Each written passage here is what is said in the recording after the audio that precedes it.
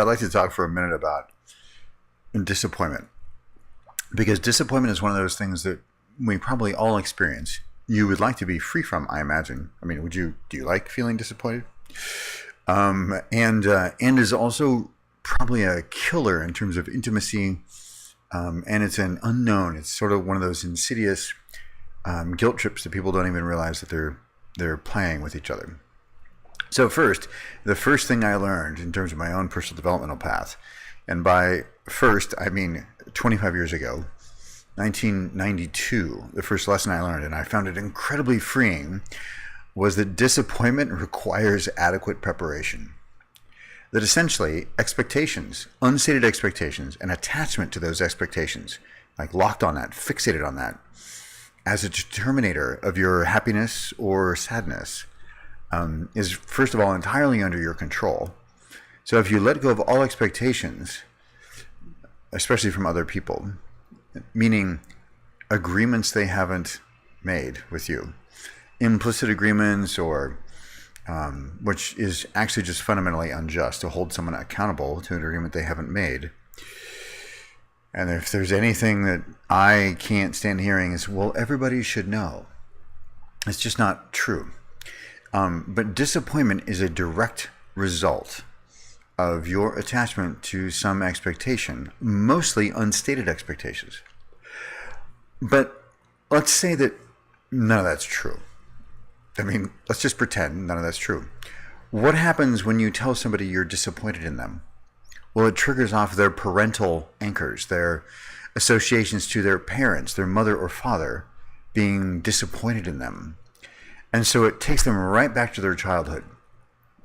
And in a way, especially when it comes to man-woman dynamics, I mean, this is true in any relationship, especially when you're talking about yourself. It could be a professional context where you're attached to some particular outcome, you have some expectation. But in a relationship, it's a subtle guilt trip, because nobody wants their partner to be disappointed in them or disappointed at all. It's an adult version of a pout. And it's incredibly useful if you're looking to have your partner feel guilty. I don't think most people use it that way. I don't think they actually understand, I especially don't think women understand the impact on men and how most men contort themselves like a pretzel to not have the woman feel disappointed. And what usually ends up happening, because they don't have a solid enough sense of self internally, the man will do all sorts of things so she won't feel disappointed, because he doesn't want to deal with her disappointment, or because he simply loves her so much he never wants her to feel anything negative. And so the man contorts himself all over the place to not have her be disappointed. The woman doesn't realize she's basically guilt tripping him into that and anchoring him into some parental thing, like his mother didn't approve of him. And so it's a very subtle but still unclean way of relating.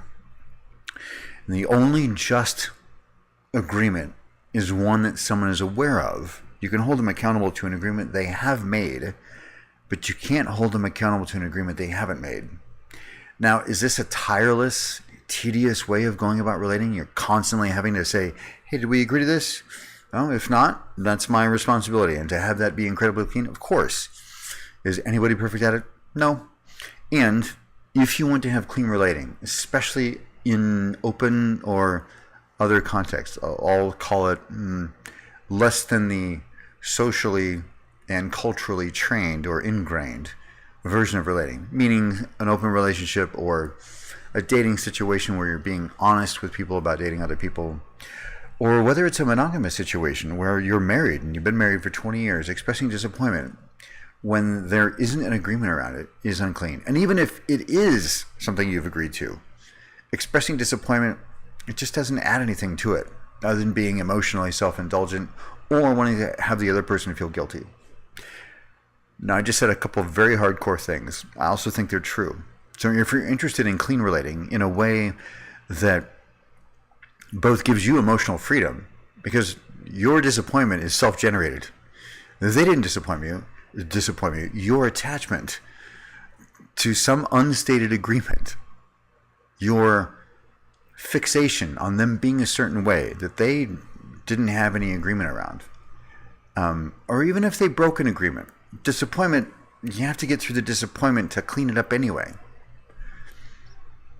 So if you're interested in clean relating, then and you're interested in emotional freedom, I would ask you, I would encourage you, I would urge you to actually look at how disappointment requires adequate preparation, and you're creating that emotional whatever for yourself, and you can be free from it by simply acknowledging that it requires adequate preparation that you had, owning for yourself, gosh, I was attached to this particular thing. I wanted them to do this thing in a particular way.